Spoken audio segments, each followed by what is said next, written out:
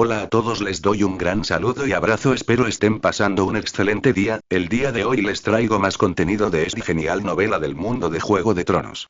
Nombre de la novela, Juego de Tronos, el oso en el norte. Muchas gracias a todos por su apoyo. Recuerden que esta novela ya está completa en Patreon, capítulo 46. Capítulo 45. Consejo final. Invernalia estaba envuelta en un profundo silencio azul antes del amanecer, roto solo por los rítmicos pasos de la guardia de la noche que patrullaba los muros de piedra. La fiesta había terminado. El clamor y las luces de la noche anterior parecían un sueño fugaz, dejando tras de sí una espera más profunda y tensa. La espera de la decisión final del rey, la espera de que giraran los engranajes del destino. Karen no había pegado ojo. Sabía que esta era su última oportunidad, y el intento más arriesgado. Tenía que transmitir la información más crucial que conocía de forma que Eddard Stark la aceptara. No podía ser una profecía ni una acusación infundada. Debía basarse en lo que los norteños más valoraban: el honor, el deber y una evaluación pragmática de las posibles amenazas. Eligió el estudio de Lord Eddard. Era antes del desayuno, el momento más tranquilo y lúcido del día. Le pidió al maestre Luin que le entregara un mensaje, indicando que asuntos urgentes relacionados con las defensas del norte y los posibles riesgos requerían su atención personal. Dentro del estudio, la luz de las velas disipaba el frío de la mañana norteña. El duque Eddard permanecía de pie ante el mapa desplegado, con el ceño fruncido, visiblemente preocupado por la decisión de marchar hacia el sur y las muchas preocupaciones que le sobrevinieron. Parecía aún más cansado que la noche anterior. Las ojeras eran claramente visibles. Karen, la voz de Eddard sonó un poco ronca. La madre Ruin dijo que tienes asuntos importantes relacionados con la defensa del norte. Habla. Karen no habló de inmediato. Caminó hacia el mapa, su mirada se posó en Desembarco del Rey, y luego se levantó lentamente para encontrarse con los ojos grises de Eddard, que parecían los de un lobo huargo. Sabía que cualquier desvío podría significar perder una oportunidad crucial. Su gracia. La voz de Karen era profunda y clara, cada palabra cargada de fuerza. Este viaje hacia el sur presenta una situación mucho más compleja en Desembarco del Rey que en el norte.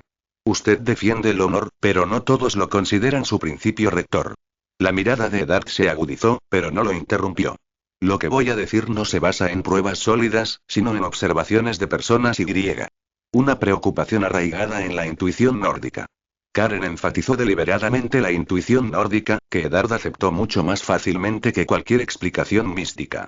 En Desembarco del Rey, hay una persona de la que debes tener especial cuidado. ¿Oms? El maestro de la moneda, Petyr Baelish, pronunció Karen el nombre. Eddard frunció aún más el ceño. ¿Meñique? Preguntó con un dejo de incomprensión y escrutinio en la voz. Era el hijo adoptivo de Catelyn, precisamente por eso es más peligroso, señor, lo interrumpió Karen. Una decisión audaz, pero necesaria para captar la atención de Eddard. Disculpe mi franqueza, pero que yo sepa, Lord Baelish albergaba sentimientos extraordinarios por Lady Catelyn. Y usted, al final, se casó con Lady Catelyn. El aire en el estudio pareció congelarse al instante. Un destello de sorpresa cruzó el rostro de Eddard, seguido de incredulidad y, finalmente, una expresión profunda y sombría. Esto tocó la esencia de la intimidad de su familia, pero las palabras de Karen no contenían chismes ni frivolidad, solo un análisis frío, casi cruel y pragmático. ¿Cree sí? La voz de Eddard era tan baja que era casi inaudible. Creo que nunca se debe confiar en una persona cuyo amor se ha convertido en resentimiento, que es astuta y carece de moral, dijo Karen con firmeza. Puede parecer amable y servicial, pero cualquier información que proporcione, especialmente sobre la familia Lannister o cualquier cosa que pueda influir en tu juicio, debe ser rigurosamente verificada. Sus consejos probablemente sean veneno envuelto en miel, diseñados para explotar tu sentido del honor y llevarte a una posición que lo beneficie, o al menos satisfaga algún retorcido deseo de venganza. Karen no mencionó la conexión entre la muerte de Jon Arryn y Petyr, pues eso escapaba al alcance de su deducción razonable. Centró todas sus advertencias en dos puntos que Eddard comprendía mejor y de los que se mostraba más receloso: la venganza de los emocionalmente heridos y la explotación de hombres honorables. Eddard guardó silencio. Le dio la espalda a Karen, contemplando el horizonte que se aclaraba poco a poco tras la ventana. Sus anchos hombros parecían soportar un peso invisible. Catelyn y Meñique, y esos nombres despertaron sus recuerdos y emociones complejas, enterrados durante tanto tiempo. Recordó la mirada de Meñique en el banquete de Invernalia, esa mirada esquiva oculta tras la humildad y el entusiasmo. Las palabras de Karen fueron como una llave fría que abrió una caja oscura en su corazón que había ignorado durante mucho tiempo. Tras un largo silencio, Ed se giró lentamente. Sus ojos ya no reflejaban el cansancio y la confusión de antes, sino la firme determinación y serenidad de un guardián del norte. No comentó si las palabras de Karen eran correctas ni cuestionó la fuente de su información. Simplemente le dirigió a Karen una mirada profunda, una mirada que pareció atravesar su alma, tratando de discernir el verdadero propósito detrás de sus palabras. Te escuché, Karen. La voz de Eddard recuperó su firmeza habitual, pero era más grave que antes. Tendré en cuenta tus observaciones y preocupaciones. No dijo te creo ni hizo promesas. Pero Karen sabía que eso era suficiente. Para alguien como Eddard Stark, una advertencia lógica basada en el honor y la amenaza potencial tenía mucho más peso que cualquier profecía divina. La duda había sido sembrada. No cambiaría la determinación de Eddard de ir al sur y descubrir la verdad, impulsado por su sentido del honor, pero quizás, en el momento más crucial, lo haría dudar un poco más con Meñique, un poco más de verificación. Eso podría cambiarlo todo. Que tanto los dioses antiguos como los nuevos protejan tu camino, mi señor. Karen hizo una reverencia y se retiró del estudio. Mientras caminaba por los pasillos del castillo que poco a poco iban despertando, el sol naciente brillaba a través de las altas ventanas, proyectando largas y brillantes manchas de luz sobre el suelo. Había dado su último consejo. Había hecho todo lo posible. Ahora, el torrente de la historia arrastraría a todos, hacia ese final conocido pero desconocido. Y él, Karen Mormont, solo podía aferrarse al poder de Bear Island, preparándose para enfrentar las olas aún más turbulentas que vendrían. Capítulo 47. Capítulo 46. El amortiguador de la caída. El séquito del rey Roberto no se había marchado, e Invernalia seguía inmersa en el bullicio de la residencia real.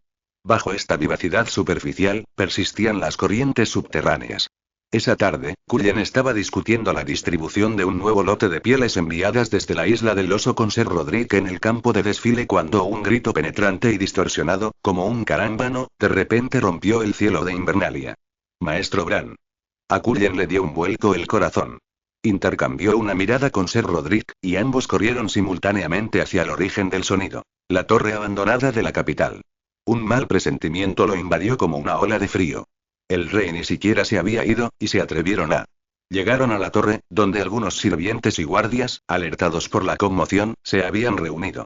Todos miraban hacia arriba, con rostros llenos de terror e impotencia. A Cullen se le encogió el corazón. Lo que tenía que pasar, había pasado. Pero al momento siguiente, notó algo diferente. Bran no cayó directamente de la torre. Su cuerpo pareció detenerse breve y antinaturalmente en el aire, como si algo se hubiera enganchado o impedido su descenso, ralentizando su impulso. Más importante aún, en sus últimos instantes, la pequeña figura pareció encorvarse, sin perder el control por completo ni despatarrarse. Estallido, se escuchó un golpe sordo, a diferencia del nítido y aterrador sonido de una piedra dura al chocar. En cambio, tenía un tono relativamente suave y apagado. Bran aterrizó en el borde de un montón de tierra blanda lleno, restos del trabajo de refuerzo de los últimos días, que aún no se había retirado del todo. Karen se abrió paso entre la multitud y corrió hacia el frente. Bran yacía allí, inmóvil, con el rostro ceniciento, los ojos cerrados y un hilillo de sangre manando de la comisura de su boca. Un cráter poco profundo se había excavado en la tierra bajo él. Bran. Los gritos de Lady Catelyn se hicieron más fuertes a medida que se acercaba, llenos de una desesperación desgarradora. Tras ella, con rostro serio, la seguían el duque Eddard, el rey Robert y varios miembros de la familia real que habían acudido al lugar. Cullen se agachó más rápido que nadie. No movió a Bran precipitadamente, sino que lo examinó con rapidez. Su respiración era débil pero presente, y su arteria carótida aún latía. Su mirada penetrante recorrió las extremidades y el torso de Bran, fijándose finalmente en su espalda. No lo muevan. Cullen detuvo bruscamente a Catelyn, que estaba a punto de correr a recoger a su hijo, y al ansioso duque Eddard. Podría lesionarse la columna. Moverlo podría causarle daños irreversibles. Su calma y autoridad fueron cruciales en el caos. El duque Eddard recuperó la compostura al instante e inmediatamente indicó a Ser Roderick que ordenara a los guardias que mantuvieran el orden y despejaran el lugar. El maestre Luin llegó jadeante, con su botiquín en la mano. Un destello de sorpresa cruzó los ojos del anciano maestre al ver dónde y cómo había caído Bran, pero no hizo preguntas y se arrodilló de inmediato para realizar un examen profesional. El tiempo transcurrió en un silencio sofocante, roto solo por los sollozos contenidos de Lady Catelyn, la respiración agitada del rey Robert y las firmes órdenes del maestre Luin. La reina Cersei y Ser Jaime se encontraban al frente de la multitud, con expresiones envueltas en un juego de sombras y luces, esquivas e inescrutables. Después de un largo silencio, el maestre Luin levantó lentamente la cabeza, con el rostro serio, pero en lo profundo de sus ojos brillaba una leve e incrédula sensación de alivio. La bendición de Dios, de verdad, la bendición de Dios, murmuró con voz temblorosa, una caída desde esa altura, es un milagro. Miró al ansioso duque Eddard y a Lady Catelyn, respiró hondo y anunció el diagnóstico. El joven amo Bran sufrió una lesión en la cabeza con una conmoción cerebral leve y posiblemente algún daño en los órganos internos, lo que requiere un largo periodo de reposo. Tiene las costillas fracturadas, pero hizo una pausa, con un tono increíblemente solemne, su columna no está completamente rota, como la mayoría temíamos. Un jadeo reprimido recorrió la multitud. El puño cerrado del duque Eddard se aflojó ligeramente, y Lady Catelyn casi se desplomó, sostenida por una doncella. Gracias al refuerzo previo del mayordomo Cullen, el maestre Luin señaló una sección de la barandilla del muro exterior de la torre, claramente reforzada con listones de madera nuevos y que podría estar completamente rota. La caída de Bran fue amortiguada en cierta medida por eso, reduciendo considerablemente la fuerza de su descenso. Y miró a Cullen con una mirada inquisitiva y un atisbo de comprensión, parecía adoptar inconscientemente una excelente postura protectora, encorvándose para evitar un impacto directo y violento con la espalda contra el suelo. Esto podría ser una técnica de cazador. Mencionó la escena en la que Bran escuchó la conversación secreta en la torre y se asustó, lo cual estaba relacionado con su posterior descubrimiento y caída. Cullen asintió en silencio, sintiendo que se le quitaba un gran peso del corazón, pero otro seguía en juego.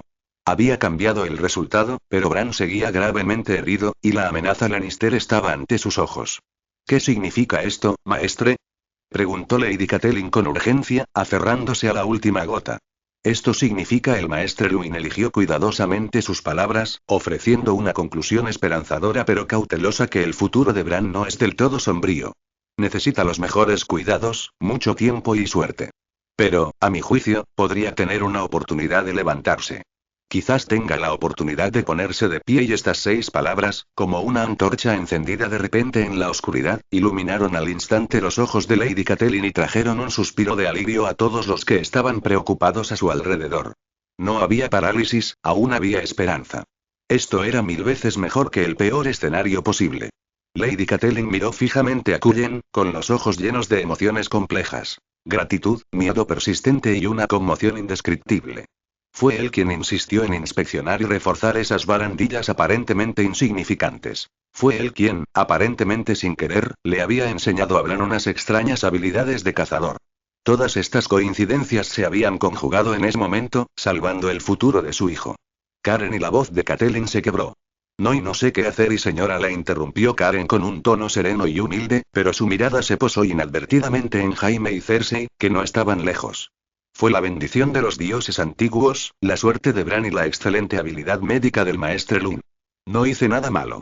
No se atribuyó el mérito, atribuyéndolo todo a la intervención divina y la coincidencia. Pero todos comprendieron que, sin sus anteriores acciones innecesarias, les habría aguardado un diagnóstico completamente diferente y devastador. Lord Eddard miró profundamente a Cullen. Su mirada contenía una riqueza de emociones no expresadas.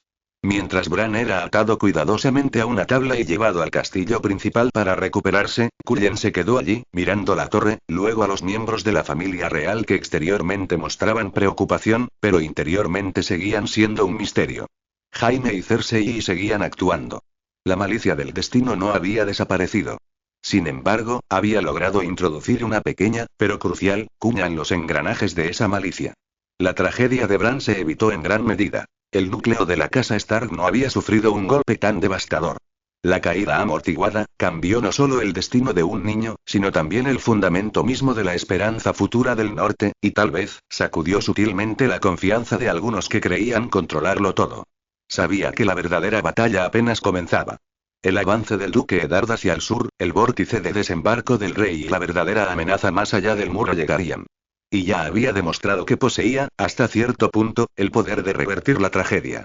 Este poder, aunque débil, era innegablemente real. Capítulo 48. Capítulo 47. La encomienda de Invernalia. La muerte inesperada de Bran fue como una roca arrojada a un lago en calma, agitando imponentes olas en la ya turbulenta superficie de Invernalia. A pesar del esperanzador diagnóstico del maestre Luin de que Bran podría sobrevivir, la carga de Eddard Stark seguía siendo pesada. Un hijo estaba gravemente herido e inconsciente, la verdad envuelta en misterio, y la citación del rey y el deber de marchar hacia el sur lo aprisionaban como cadenas, sin dejarle margen de retirada. Esa noche, tras estabilizarse la condición de Bran y confirmarse su vida, Lord Eddard llamó a Cullen a su estudio. Esta vez, solo estaban ellos dos. La tenue luz de la vela proyectaba la alta figura de Eddard en la pared, dándole un aspecto excepcionalmente solitario y pesado. Cullen, la voz de Eddard transmitía un cansancio indisimulado, pero sus ojos grises permanecieron tan agudos como siempre, fijos en él. Sobre Bran y el maestre Luin me lo contó todo. Sobre los refuerzos que insististe en pedir, y esas técnicas de amortiguación que le enseñaste a Bran. Cullen hizo una ligera reverencia y permaneció en silencio, esperando lo que diría. ¿Casualidad? ¿Suerte? ¿La bendición de los dioses antiguos? Eddard se acercó lentamente a la ventana, contemplando el crepúsculo que se intensificaba afuera. Quizás todas esas cosas. Pero prefiero creer que fue un hombre meticuloso y visionario quien sentó las bases antes de que la crisis se materializara. Se giró, con la mirada penetrante. Advertiste de los peligros de la ascensión, viste la maldad en los corazones de desembarco del rey, refiriéndose a Petyr, y ahora, tu previsión ha quedado demostrada una vez más. Mientras todos los demás estaban absortos en el clamor de la llegada del rey, solo tú viste esos peligros sutiles pero potencialmente mortales. Karen guardó silencio. Sabía que cualquier humildad o explicación era superflua en ese momento. Eddard Stark lo estaba reevaluando basándose en su experiencia e intuición como guardián del norte. Estoy a punto de partir hacia el sur, Karen, dijo Eddard con tono serio. Desembarco del rey es un atolladero. Robert me necesita, el reino, quizá él también. Pero el norte es mi país, mi responsabilidad. Robb es valiente, pero demasiado joven. Catelyn es astuta, pero está consumida por el dolor y la ira. El maestre Luin es sabio, pero carece de la autoridad para comandar un ejército. Caminó hacia Karen y colocó solemnemente un sello de bronce grabado con un lobo huargo aullando y un pergamino estampado con el escudo de armas de los Stark sobre la mesa. Yo, Eddard Stark, en nombre del Guardián del Norte y Duque de Invernalia, por la presente la nombro formalmente, Karen Mormont, asesora del Lord Comandante del Norte. Este título no era meramente nominal. Significaba que, durante la ausencia del duque, Karen tenía autoridad para participar en la toma de decisiones sobre asuntos cruciales del norte, en particular los relativos a la seguridad, la defensa y la coordinación de recursos. Cuando no estoy aquí, tienes la autoridad para ayudar a Robb y al maestre Luin en la administración diaria del norte. Y lo que es más importante, el dedo de Eddard golpeó con fuerza el pergamino, te otorgo la autoridad para tomar decisiones al instante. En caso de una crisis repentina, ya sea por los hijos del hierro en el mar, bandidos en las montañas o y cualquier otra amenaza imprevista, si no puedes consultarme a tiempo, puedes, según la situación, movilizar algunas tropas y recursos de Invernalia y sus feudos anexos para abordar la situación primero, e informar después. Este era un nivel de confianza sin precedentes. Elevar a un joven descendiente de un vasallo no real a una posición tan crucial y otorgarle la autoridad para movilizar tropas. Esto era tanto una confirmación absoluta de las habilidades de Karen como un reflejo de la profunda ansiedad de Eddard ante los posibles riesgos del viaje al sur y su anticipación de posibles disturbios en el norte. Su gracia Karen respiró profundamente, sintiendo el peso del sello y la carta de nombramiento. Yo, ¿qué he hecho para merecer tal responsabilidad? He visto tu virtud y habilidad con bastante claridad durante este tiempo, dijo Eddard con la mirada profunda. Tu forma de ver los problemas es diferente a la de la gente común. Es más pragmática y también más y previsora. El norte necesita esta clase de visión. No quiero que reemplaces a Robb. Él es el futuro duque de Invernalia. Quiero que seas su mano derecha, que complementes al maestre Luin en asuntos militares y políticos, que te conviertas en un nuevo y más vigilante ojo protector del norte. Le dio una palmadita en el hombro a Karen. La presión era intensa y transmitía una sensación de confianza. Protege a mi familia, Karen. Protege el norte. Manténlo estable y seguro hasta mi regreso. Esta es mi petición. Karen sostuvo la mirada confiada de Eddard y ya no dudó. Él se arrodilló, en un saludo caballeresco, y dijo con voz grave. Obedeceré sus órdenes, Lord Eddard. Yo, Karen Mormont, juro por mi vida y mi honor que haré todo lo posible para ayudar a Lord Robb, mantener la paz del norte y proteger a la casa Stark hasta su regreso. No era elocuente, pero cada palabra que pronunciaba era importante y decidida. Edward asintió, con una extraña expresión de alivio en el rostro. Levántate, dijo, colocando el sello y la comisión ante Karen. Ve y haz lo que tengas que hacer. El norte y la isla del oso son tuyos. Al salir Karen del estudio con el frío sello de bronce con la cabeza de lobo y el pesado pergamino, sintió un peso sin precedentes sobre sus hombros. No se trataba solo de poder, sino de responsabilidad. El acuerdo más cauteloso y a la vez audaz que Edward Stark podía tomar para su familia y sus tierras antes de embarcarse en su desconocido destino. Supo que, a partir de ese momento, ya no era un simple observador que intentaba cambiar el curso de los acontecimientos. Estaba profundamente involucrado, convirtiéndose en un nodo crucial en la estructura de poder del norte.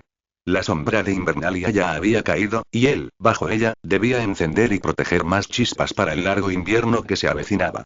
La encomienda de Eddard fue el punto de apoyo para un futuro más grande, y también las ataduras que debía soportar. El camino por delante seguía siendo incierto. Capítulo 49. Capítulo 48. El beso ardiente más allá de la gran muralla. La encomienda de Eddard quedó grabada profundamente en los hombros de Cullen como una marca. La atmósfera opresiva que impregnaba Invernalia debido al viaje del duque hacia el sur y la grave herida de Bran no le permitieron sucumbir al vértigo ni a la ansiedad que traía el poder.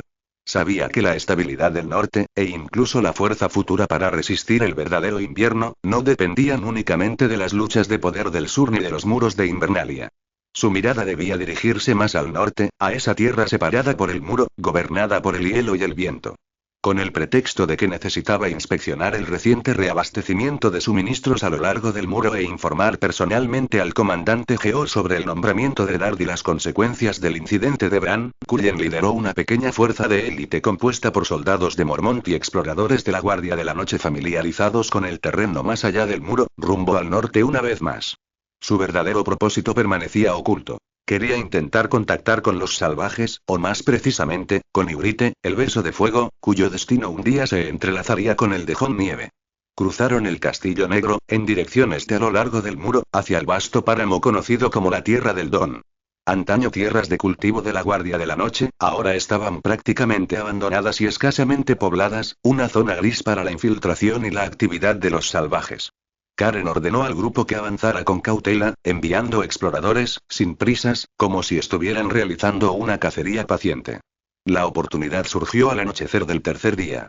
Mientras acampaban al borde de un cañón rocoso y protegido, los exploradores informaron haber visto a un salvaje solitario, que parecía estar observándolos también. Por la descripción de una figura pequeña y cabello cobrizo, Karen estaba casi segura de quién era. No emitió ningún sonido. Al caer la noche y encenderse la fogata, abandonó el campamento solo, con una pequeña bolsa de sal y un pequeño frasco de miel espesa de la isla del oso, en dirección a la que le habían indicado los exploradores. No llevaba armas, solo vestía un grueso abrigo de piel, exponiéndose al frío cielo nocturno. Se detuvo detrás de una roca que dominaba su campamento, colocó el saco de sal y el tarro de miel sobre una piedra plana y visible, luego retrocedió unos pasos y levantó las manos para indicar que no tenía malas intenciones. El viento aullaba y la luz de la luna proyectaba un frío resplandor sobre la nieve. Un instante después, una figura ágil emergió como un fantasma de detrás de otra roca. Era bajita, envuelta en una tosca piel de animal, con el cabello rojo cobrizo recogido en una trenza desordenada en la nuca. Su rostro reflejaba el cansancio y la suciedad de un largo viaje, pero sus ojos brillaban con una luz sorprendente, llenos de ferocidad y vigilancia. Apretaba con fuerza una corta lanza de hueso, con la punta apuntando a Karen. Era Ygritte. No miró de inmediato lo que había en la piedra, sino que miró fijamente a Karen, siseando en un común entrecortado. Cuervo. ¿Qué truco intentas gastar? Cuervo es un término despectivo que los salvajes usaban para referirse a la Guardia de la Noche. Karen, con las manos extendidas, habló con calma y lentitud, con claridad, en las palabras entrecortadas pero cruciales del lenguaje antiguo que había practicado incontables veces. Aquellos que comparten, sal, y miel, no, son enemigos. Esta frase, cuidadosamente extraída de algunos de los registros más antiguos del Sendero de los Insectos, se consideraba una expresión ritualística de paz y una breve tregua en las antiguas tradiciones de los pueblos libres, salvajes. Ygritte estaba visiblemente atónita. La ferocidad y la cautela en su rostro se congelaron por un instante, con un destello de incrédula sorpresa en sus ojos verdes. Una persona vestida con el atuendo negro de un vigilante nocturno, la capa de Karen, un cuervo, realmente entendía su casi olvidado idioma antiguo e incluso les ofreció un regalo simbólico. Su mirada finalmente se posó en la bolsa de sal y el tarro de miel. En la frontera de escasos recursos, ambos eran extremadamente valiosos. La sal era una necesidad para sobrevivir, mientras que la miel era un lujo inimaginable. No bajó la guardia, pero su agarre en la lanza de hueso se aflojó ligeramente. Dio un paso adelante, recogió rápidamente la bolsa de sal y el tarro de miel, los inspeccionó y luego se retiró a una distancia prudencial. Abrió el tarro de miel y, al inhalar el aroma dulce y empalagoso, sintió un nudo en la garganta. Ustedes, no son cuervos comunes. Volvió a examinar a Karen. La hostilidad en sus ojos disminuyó, reemplazada por una intensa curiosidad e indagación. ¿Entienden lenguas antiguas? ¿Por qué hicieron esto? Karen no respondió directamente, sino que volvió al común. Sabía que su conocimiento de lenguas antiguas se limitaba a unas pocas frases clave. A lo largo del muro, luchamos contra este invierno. Puede que no seamos amigos, pero no tenemos por qué convertirnos en enemigos mortales de inmediato. La sal y la miel son regalos de la isla del oso, no de la guardia de la noche. ¿Isla del oso? Ygritte frunció el ceño. Era evidente que no le sonaba el nombre, pero entendía la palabra regalo. Miró a Karen, como si juzgara la veracidad de sus palabras. Cuervos, capturan a nuestra gente, matan a nuestra gente. ¿Por qué deberíamos creerles? Vine sola, desarmada, dijo Karen, señalando su cintura vacía. Y porque conozco el antiguo dicho. No soy el enemigo. Simplemente soy alguien que espera ver a más gente sobrevivir al invierno, ya sea dentro o fuera de los muros. Ygritte se detuvo un momento, metiendo con cuidado sal y miel en su bolsa de cuero. Volvió a mirar a Karen con expresión compleja. Eres un cuervo raro, dijo finalmente, con un tono ya no tan agresivo como antes, pero, gracias por la miel. Es dulce. Ella no dijo nada más y, tan ágilmente como había llegado, se dio la vuelta y desapareció entre las sombras de las rocas y la oscuridad en unos pocos saltos. Solo su cabello rojo cobrizo brilló una última vez a la luz de la luna. Karen se quedó allí, bajando lentamente el brazo rígido solo cuando estuvo seguro de que se había ido. El viento era gélido, pero su corazón se calentó. Lo había logrado. Sin conflicto ni derramamiento de sangre, solo un encuentro breve, tenso, pero exitoso. Dejó un regalo, pronunció palabras ancestrales cruciales y, aún más importante, sembró la imagen de un cuervo extraño en el corazón de Ygritte, una figura clave que más tarde podría influir en el rumbo de los salvajes, un ser diferente a todos los miembros de la Guardia de la Noche que conocía, alguien que respetaba las tradiciones antiguas y estaba dispuesto a compartir. Esta pequeña chispa, como el pelo rojo de Ygritte, se encendió silenciosamente en la noche fría y desolada. Era increíblemente débil, pero podría iluminar un camino completamente diferente en el futuro, un camino hacia la cooperación en lugar de una matanza sin fin. De vuelta en el campamento, Karen no mencionó ni una palabra de lo sucedido esa noche. Este era solo el primer paso, un largo y arduo primer paso. Pero con este primer paso, los planes posteriores se hicieron posibles. El infierno ardiente más allá de la gran muralla ya había creado su primera intersección sutil con su futuro, con la isla del oso y con el futuro del norte. Capítulo 50. Capítulo 49. Garras de oso y el campo de hielo. Al regresar de más allá de la gran muralla, Karen no se demoró en el Castillo Negro. Le presentó al comandante Georg un breve informe sobre la entrega de suministros y las patrullas, mencionando sutilmente que los salvajes también parecían estar bajo una enorme presión y que sus actividades no estaban motivadas únicamente por la agresividad. Georg escuchó, con sus ojos grises, profundos e inquebrantables, sin hacer comentarios, solo una advertencia de cautela. Karen sabía que su contacto con Ygritte era solo un pequeño paso. Para capear las tormentas venideras, necesitaba una base más sólida y un poder más directo. Y la base de todo esto permanecía en la isla del oso. Cuando regresó apresuradamente a la isla del oso, las órdenes de Lady Maggie ya habían llegado antes que él. El mensajero no solo traía saludos, sino también un nombramiento importante. Dada la actuación de Karen en Invernalia, especialmente su visión y capacidad para manejar el asunto de Bran, y la extraordinaria encomienda que el duque Eddard le había encomendado antes de su viaje al sur, Lady Maggie había tomado una decisión crucial. Ordenó formalmente que Karen se estableciera a lo largo del muro, sirviendo como enlace plenipotenciario y coordinador entre la isla del oso y la Guardia de la Noche. Esto significaba que Karen estaría a cargo del apoyo continuo de la isla del oso al muro, el intercambio de personal y la transmisión de información. Esto no lo excluía del núcleo del poder de la isla del oso, sino que le confiaba la posición estratégica más importante de la familia en el extranjero. En el salón del señor, Lady Maggie despidió a todos, dejando solo a Karen. La luz del fuego de la chimenea iluminó su rostro resuelto. Karen, Lord Eddard te ha confiado la crucial tarea de servir como comandante de la guarnición en el norte. Esto demuestra su confianza en ti y su gran aprecio por la casa Mormont, dijo Maggie con voz profunda y resonante. La isla del oso no puede quedarse atrás. El muro es la primera línea de defensa, y también la más débil. Con el hermano Geor allí, necesitamos a alguien que garantice que la fortaleza de la isla del oso pueda sostener ese muro con la mayor eficacia posible. Señaló el mapa aproximado del norte en la pared, con el dedo fijo en la ubicación del muro. Estando allí, estás en mejor posición que yo para comprender qué necesita el muro y qué podemos proporcionar. Te necesito firmemente anclado allí, no solo para la guardia de la noche, sino también para la isla del oso, para el norte. ¿Entiendes? Entiendo, mi señora, respondió Karen con solemnidad. Esto le venía de maravilla.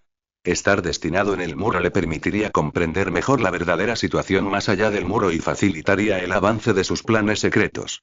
¿Qué necesitas?, preguntó directamente Lady Maggie. Personas y autoridad. Karen ya lo había pensado bastante. Necesito movilizar a mi guardia personal. Deben ser absolutamente confiables y estar familiarizados con el terreno de la costa oeste de la isla del oso, especialmente al norte de la costa de la roca. Se preparaba para la exploración y la minería clandestina de Vidriagón. Concedido. Respondió Lady Maggie sin dudarlo. También necesito autorización para que Torrent tenga plena autoridad sobre la exploración clandestina y el transporte inicial de un tipo especial de mineral. Karen eligió sus palabras con cuidado. Este mineral tiene una textura única y podría aliviar en cierta medida la escasez de flechas de la Guardia de la Noche. Pero la extracción y las pruebas deben mantenerse en secreto para evitar atraer atención innecesaria o codicia. No mencionó directamente el Vidriagón ni su verdadero propósito. No era el momento. Lady Maggie lo miró fijamente, aparentemente captando sus reservas, pero no insistió en detalles. La confianza de veces se basa en resultados, no en una transparencia total. Cada vez que Karen se había contenido anteriormente, al final había obtenido buenos resultados. De acuerdo. Le daré a Torrent la orden correspondiente. Ella asintió. ¿Algo más? Inteligencia, continuó Karen.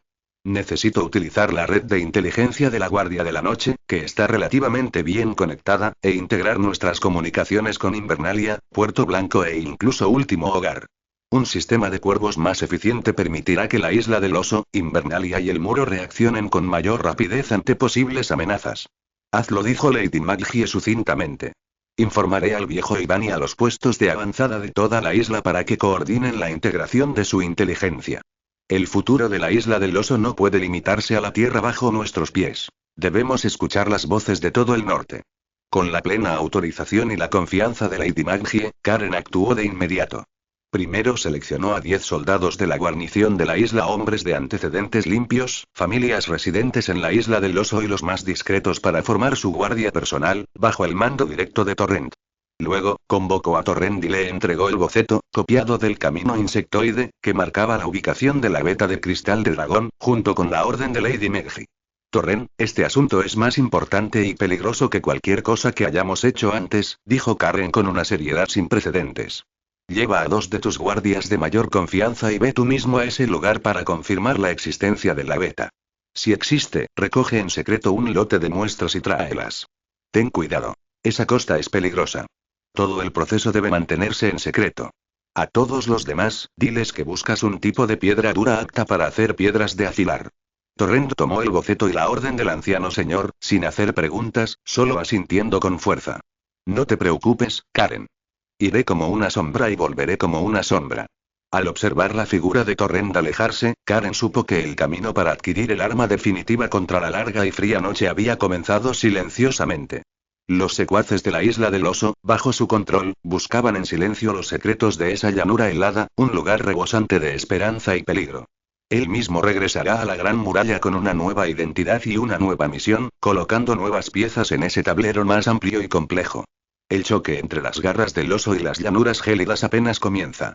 Capítulo 51. Capítulo 50. La Red del Norte. El nombramiento de Eddard Stark y la autorización de Lady Maggie fueron como 2 llaves que abrieron puertas previamente inaccesibles al poder y los recursos del norte. Sabía que en una época donde la información dependía de caballos y cuervos veloces, y los mensajes a menudo se retrasaban días o incluso semanas, una red de inteligencia eficiente y precisa era mucho más valiosa que 1000 soldados. No solo tenía que proteger la isla del oso, sino también usar su posición para tejer una red más eficaz de ojos y oídos para todo el norte, especialmente para el muro, que estaba a punto de enfrentarse a su verdadera prueba. Su primera parada fue regresar a Invernalia. Ahora, con el sello de Loredar, su estatus era diferente. No se daba aires de grandeza, sino que, con el pretexto de ayudar a Robb Stark en la gestión de asuntos políticos y familiarizarse con las defensas del norte, comenzó su trabajo con discreción y pragmatismo. En el estudio del maestre Luin, entre montañas de pergaminos y cartas, Cullen presentó sus ideas. Erudito Luin, con Loredar rumbo al sur, las noticias de todo el norte sin duda aumentarán.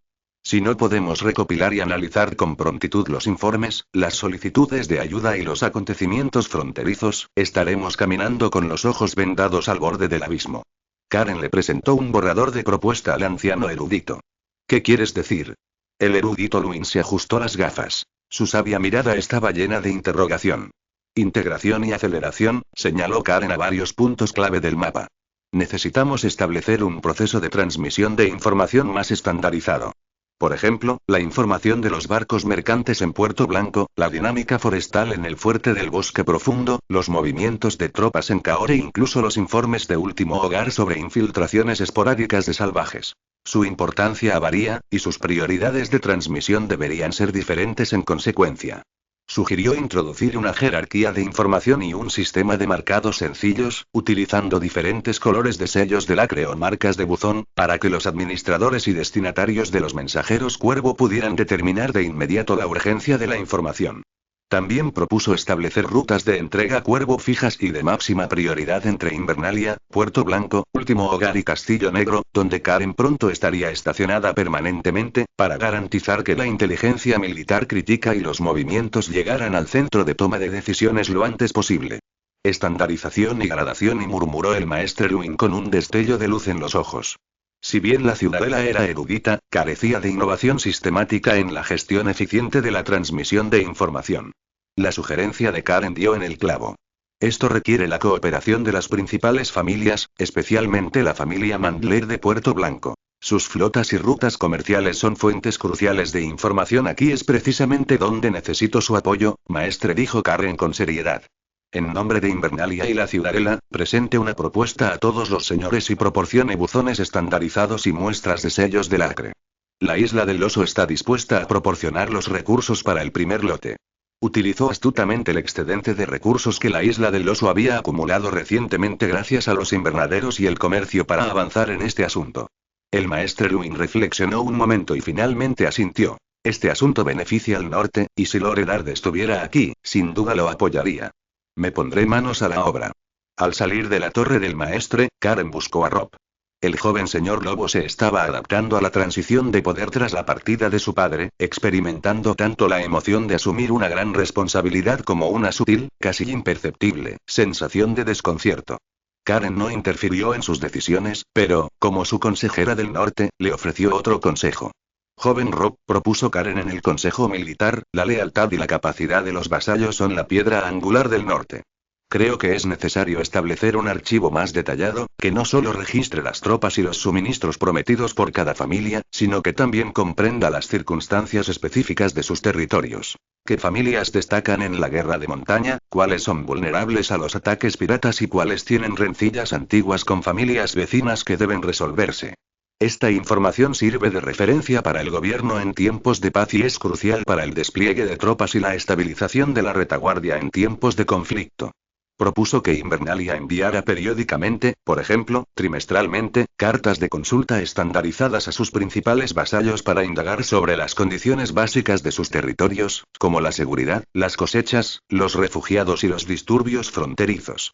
Esto no era vigilancia, sino una recopilación más sistemática de información para la gobernanza. Robb mostró gran interés, ya que le permitiría comprender y controlar más rápidamente las tierras que gobernaría en el futuro. Muy bien, Karen. Este asunto será gestionado conjuntamente por ti y el maestre Luin. Le concedió a Karen la autoridad correspondiente. Con el apoyo de Invernalia, Karen inició su operación de tejido de telarañas. A través de las rutas comerciales de la isla del oso, estableció una correspondencia más estrecha con la Casa Manderley de Puerto Blanco, centrándose en los acontecimientos del Mar Angosto y en cualquier posible perturbación proveniente de desembarco del rey. Aprovechó su amistad con la Casa Glover para obtener información detallada sobre los alrededores del fuerte del Bosque Profundo y las profundidades del Bosque del Lobo. Incluso buscó información a través de la Casa Umber para enterarse de los rumores de concentraciones masivas de salvajes más al norte, incluso en la región de Colmillo Helado. Toda esta información, como un goteo, comenzó a converger hacia él, sometiéndose a un procesamiento y análisis inicial en Invernalia y la Isla del Oso. Una naciente red del norte, centrada en Invernalia y que conectaba Puerto Blanco, último hogar, el fuerte del Bosque Profundo, Caló, aunque la relación era delicada, y el Castillo Negro del Muro, se desplegaba lentamente. Esta red aún era rudimentaria, sus nodos no eran lo suficientemente densos y su velocidad de transmisión distaba mucho de lo que Karen había imaginado. Pero se había establecido, rompiendo la situación previa de intercambio de información relativamente aislado y operaciones fragmentadas entre las distintas casas. Karen se encontraba en las murallas de Invernalia, observando cómo un cuervo con un tubo de mensajes marcado con una marca verde, que representaba información comercial general, atado a una pata batía las alas y volaba hacia Puerto Blanco. Sabía que esto era solo el principio. Cuando llegara la verdadera crisis, la capacidad de esta red para captar las señales de peligro a tiempo y entregarlas donde se necesitaban determinaría la vida de innumerables personas. Apretaba con fuerza el sello de bronce con cabeza de lobo. La red del norte había sido echada, y él era quien sostenía la cuerda con fuerza contra el viento, obligado a permanecer vigilante en todo momento, a la espera de cualquier temblor ominoso, lejano o cercano. Capítulo 52. Capítulo 51. Consejeros y hermanos. El viento en el Castillo Negro siempre parecía traer olor a hielo, que le quemaba la cara. Pero cuando Cullen volvió a pisar la fortaleza de la Guardia de la Noche, la sensación fue completamente diferente a la de su primera visita. Ya no era un simple mensajero de suministros ni un visitante temporal. Su placa de identificación ahora ostentaba la inscripción general de la Isla del Oso, oficial de Estado Mayor de la Guarnición del Norte y el título de asesor honorario de la Guardia de la Noche, otorgado personalmente por el Lord Comandante Georg. Si bien este último no tenía autoridad de mando, representaba el reconocimiento y la bienvenida de la Guardia de la Noche, otorgándole el derecho a participar en las reuniones principales y recibir información. El Lord Comandante Georg lo recibió personalmente en la torre de mando. El rostro del anciano aún mostraba las profundas arrugas del tiempo, pero al ver a Cullen, su mirada gélida pareció derretirse por un instante. «¿Has venido, Karen?», dijo Geo con voz grave. «Edward me escribió antes de partir hacia el sur, explicándome tu nombramiento. Confía parte de la seguridad del norte en tus hombros». Hizo una pausa, con la mirada fija. «Y también en este muro. El muro es el escudo del norte, tío. Protegerlo es proteger el norte». La respuesta de Karen fue concisa y contundente. Geo asintió, sin añadir más palabras amables. «Tu papel como asesor no consiste en venir aquí a dar órdenes. Necesito tu visión, necesito tus diferentes perspectivas. La Guardia de la Noche está plagada de problemas. Confiar únicamente en las viejas reglas no durará este invierno». Agitó la mano. Ve a ver a tus hombres, familiarízate con todo lo que hay aquí. Cualquier descubrimiento, cualquier idea, dirígete directamente a mí». Karen sabía que esta era su mayor confianza. Fue a ver a John Nieve primero. Encontró a John junto al campo de entrenamiento. En los meses transcurridos desde la última vez que lo vio, John parecía aún más robusto, con el rostro menos sombrío de Invernalia y más resiliente, afinado por el duro entorno. Pero aún albergaba pensamientos profundos en sus ojos grises. Observaba atentamente el entrenamiento de los reclutas, con el ceño ligeramente fruncido. «John», dijo Karen acercándose a él. John salió de su ensoñación, con un destello de sorpresa en la mirada al ver a Karen. «Hermano Karen», exclamó casi de inmediato. Luego, al darse cuenta de que había alguien cerca, se recompuso un poco, pero su tono se mantuvo ferviente. «¿Has vuelto?» Oí lo de Bran. El maestre Luin dijo en su carta. «Gracias a ti, es la bendición de los dioses». Karen le dio una palmadita en el hombro, interrumpiéndolo y cambiando de tema. «¿Cómo te sientes aquí?» La mirada de John se ensombreció por un momento, luego forzó una sonrisa. «El entrenamiento es duro, pero puedo soportarlo. Es solo que algunos siempre piensan que solo me gané el favor de Donald Noy por mi apellido Stark». Se refería al artesano jefe del Castillo Negro, quien tenía a John en alta estima. «Los celos son el arma de los débiles», John dijo Karen con calma, mirándolo. «La Guardia de la Noche ha desechado todo el pasado, pero el sentimiento de superioridad e inferioridad en el corazón de una persona no se borra tan fácilmente. Lo que importa es cómo te ves a ti mismo y lo que puedes demostrar. Loredard me confió una parte del norte. De igual manera, el futuro de la Guardia de la Noche necesita gente como tú para apoyarlo. Sus palabras enderezaron la columna vertebral de Jon. Mientras que todos los demás solo veían su condición de bastardo o su pasado Stark, Cullen comprendió su valor intrínseco. Lo demostraré, dijo Jon suavemente y con tono firme. Te creo, asintió Cullen. Llévame a ver a Samwell Tarly. He oído que es un hermano muy especial.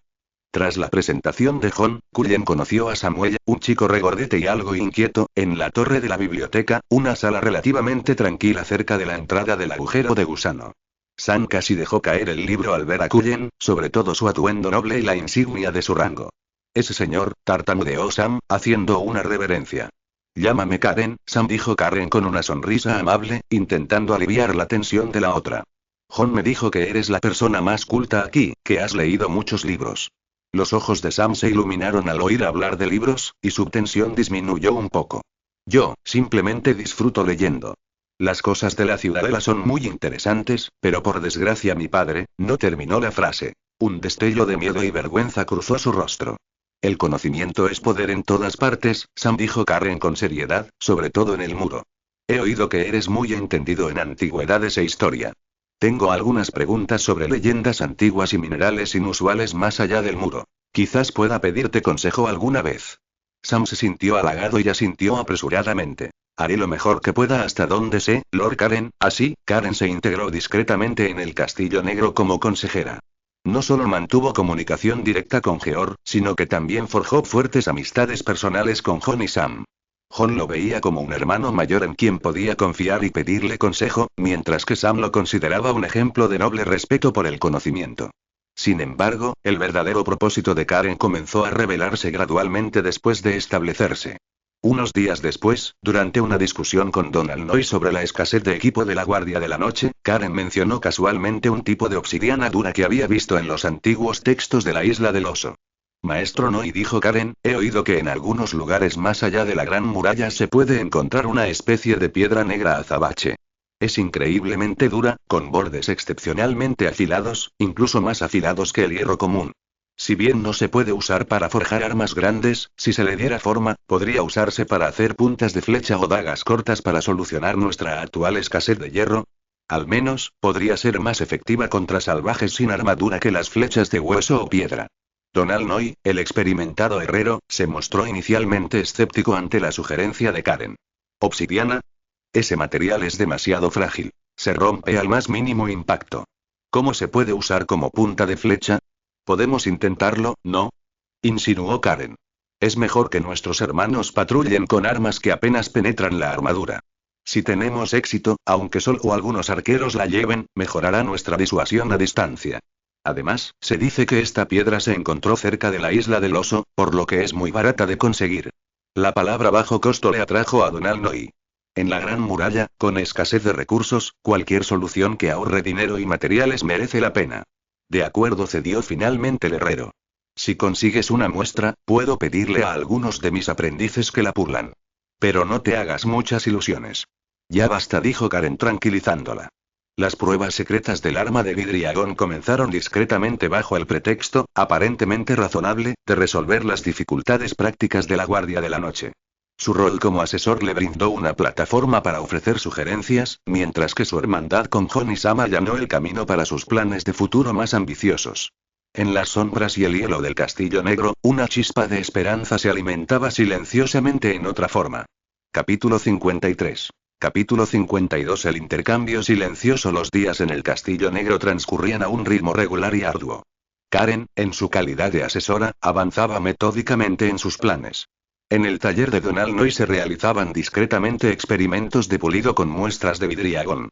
Los resultados iniciales mostraron una agudeza notable. Aunque la fragilidad seguía siendo preocupante, demostraba su potencial para la fabricación de puntas de flecha o espadas de combate cuerpo a cuerpo. Esto consolidó aún más la determinación de Karen de asegurar una fuente estable del mineral. Mientras tanto, no había olvidado las llanuras heladas más allá del muro, ni a la chica libre de pelo rojo intenso. Su punto de contacto elegido era una cabaña de patrulla de la Guardia de la Noche parcialmente abandonada, a un día de viaje al este del muro. Ubicada cerca del límite del bosque, su ubicación relativamente aislada significaba que no se encontraba en las profundidades del territorio de la Guardia de la Noche, ni en el corazón de la actividad salvaje. Una zona gris donde ambos bandos podrían aparecer, pero un conflicto directo era improbable. En una tarde sombría y ventosa, Karen, acompañada de un pequeño y confiable escuadrón de guardias, llegó personalmente a la cabaña. No entró, sino que dejó su carta al pie de una prominente roca erosionada por el viento, con forma de meseta, cerca de la cabaña. Era una pequeña bolsa cuidadosamente envuelta en lona impermeable. Dentro había varias puntas de flecha de obsidiana toscamente pulidas, cuyos bordes brillaban con una luz fría y nítida, y una suave piel de oveja curtida. No había ninguna escritura en la piel de oveja. No podía dejar ninguna evidencia que pudiera interpretarse como una conspiración entre la Guardia de la Noche y los salvajes. En cambio, había un dibujo simple, pero claramente intencionado, que había hecho con carboncillo ennegrecido. A la izquierda del dibujo había una figura blanca, delineada toscamente, que parecía un esqueleto andante, representando a la legendaria o vagamente rumoreada mano fría o algo aún más aterrador. A la derecha, una llamativa punta de flecha de vidriagón ennegrecida, incrustada con precisión en el pecho de la figura blanca. No había fondo ni anotaciones, solo la información visual más directa. Esta piedra negra podía dañar a esos monstruos blancos. Colocó el bulto de hule en una depresión natural bajo una roca, ocultándolo con unas piedras pequeñas para evitar que se lo llevara el viento, pero que pudiera ser descubierto fácilmente por alguien con segundas intenciones. Hecho esto, se llevó a sus hombres sin dudarlo, sin dejar exploradores que los vigilaran. La confianza se construye con la generosidad unilateral, sin buscar una recompensa inmediata.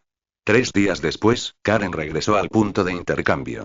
El viento frío seguía soplando, pero el bulto de hule bajo la roca había desaparecido. En su lugar yacía una tosca y pequeña jarra de madera, silenciosamente donde había estado el bulto. Karen tomó el frasco, abrió la tapa y un aroma herbal fuerte y extraño se desprendió. Dentro había un ungüento viscoso de color verde oscuro. Examinó cuidadosamente el aroma y, combinándolo con las descripciones de Samuel Tarly sobre plantas de más allá de la Gran Muralla, dedujo aproximadamente que se trataba de un ungüento muy efectivo usado por los salvajes para tratar congelaciones severas y promover la cicatrización de heridas. Su fórmula era completamente diferente a la que usaban los eruditos dentro de las murallas, y quizás incluso más eficaz en algunos aspectos. Aparte del ungüento no había ni una sola palabra. Pero una leve sonrisa se dibujó en los labios de Karen.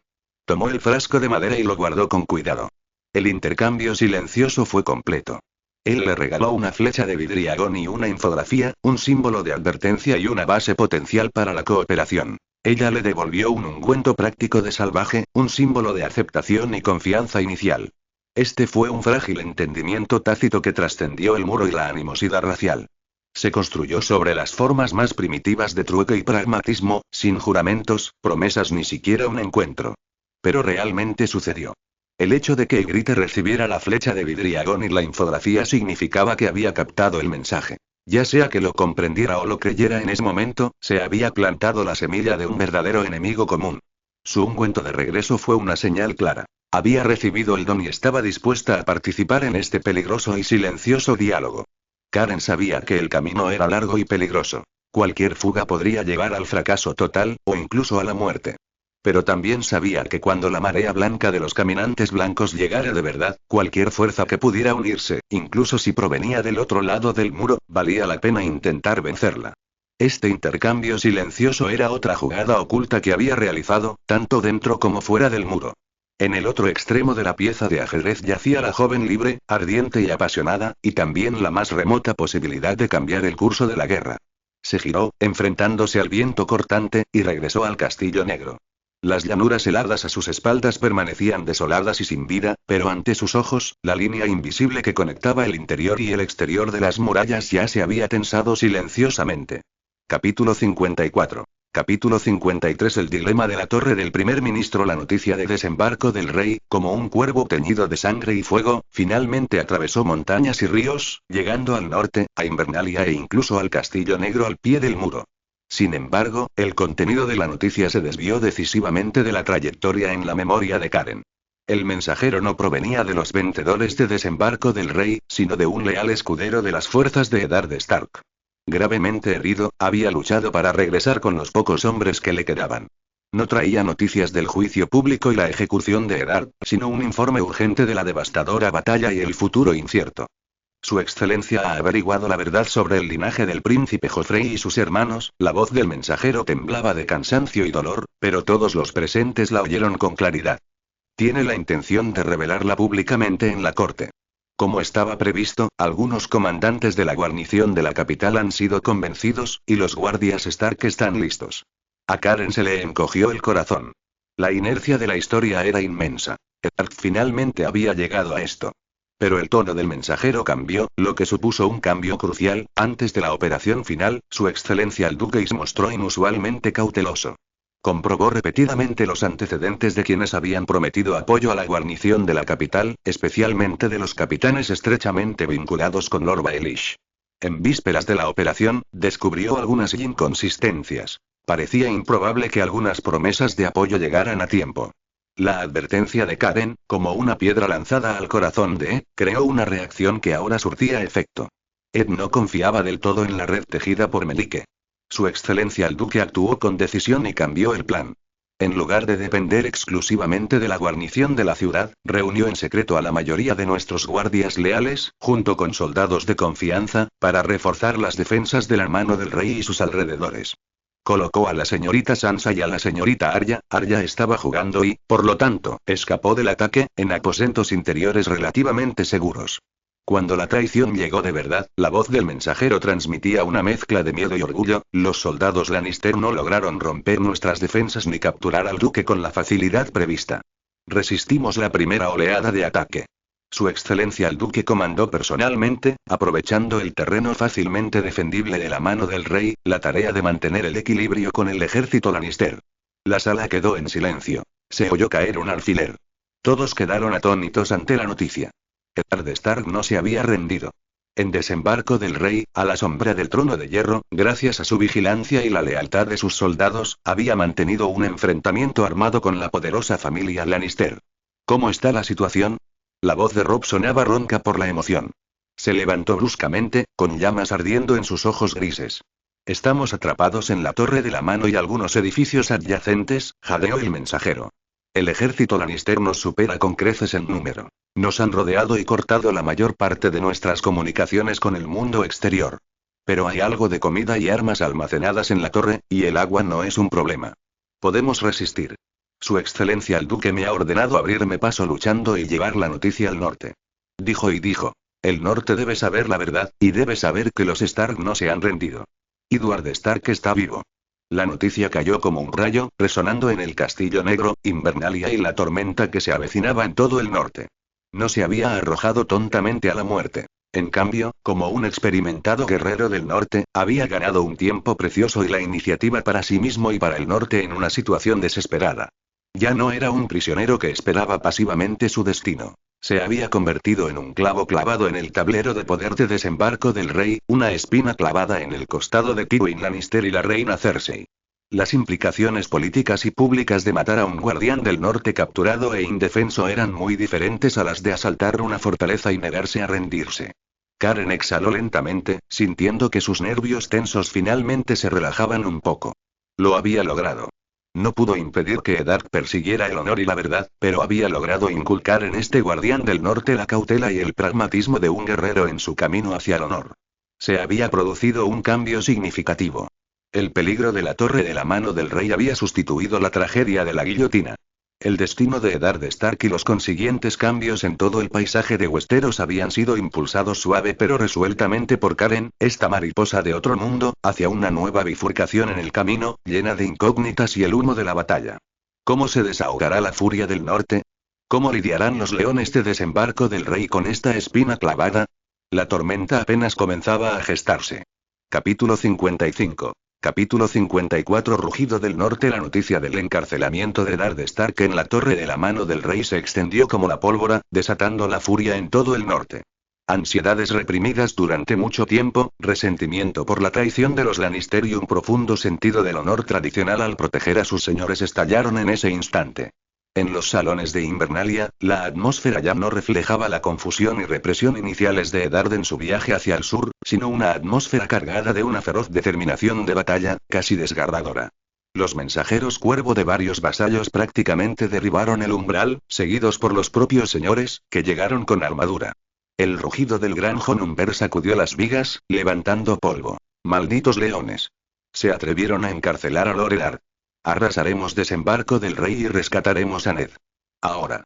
Blandió su enorme puño como si Tywin Lannister estuviera justo delante de él.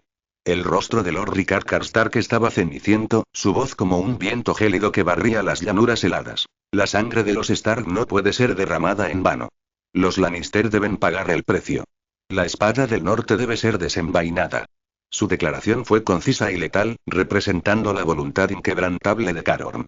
Hybert Glover, Maggie Mormont, que había venido personalmente desde la Isla del Oso, y los demás vasallos, grandes y pequeños, aunque se expresaban de forma diferente, compartían el mismo mensaje central: marchar hacia el sur, rescatar a Loredard y mostrar a los Lannister el poder del norte. Robb Stark se encontraba ante la cabecera de la mesa, con su joven rostro tenso por la ira y la responsabilidad. Había heredado la mirada de su padre, y ahora esos ojos grises ardían con un fuego nunca antes visto. Escuchaba las fervientes súplicas de guerra de los vasallos, con el pecho agitado. Su padre estaba vivo, librando una batalla desesperada en desembarco del rey, con la vida colgando de un hilo. Deseaba que le salieran alas y volar al sur inmediatamente. Justo cuando la multitud estaba frenética, casi lista para decidir en el acto lanzar un asalto a gran escala hacia el sur en desembarco del rey, una voz tranquila atravesó el clamor. «Mis señores, Lord Robb». Karen Mormont dio un paso al frente.